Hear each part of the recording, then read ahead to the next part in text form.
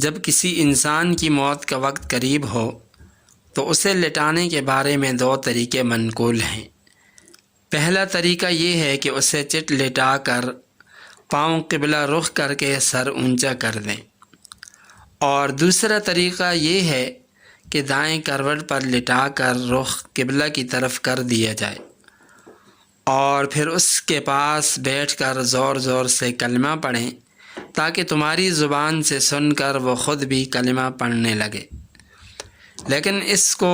کلمہ پڑھنے کا حکم ہرگز نہ دیں، کیونکہ وہ بڑے مشکل وقت میں ہوتا ہے، نہ معلوم اس کے منہ سے کیا نکل جائے۔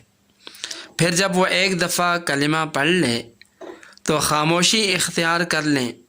اور یہ کوشش ہرگز نہ کریں کہ کلمہ برابر جاری رہے اور پڑھتے پڑھتے روح نکلے، کیونکہ مقصود صرف اتنا ہے کہ سب سے آخری بات جو اس کے منہ سے نکلے وہ کلمہ ہونا چاہیے۔ البتہ اگر کلمہ پڑھ لینے کے بعد پھر دنیا کی کوئی بات چیت کرے تو دوبارہ اس کے بعد پاس بیٹھ کر کلمہ پڑھیں، پھر جب وہ کلمہ پڑھ لے تو خاموشی اختیار کر لیں۔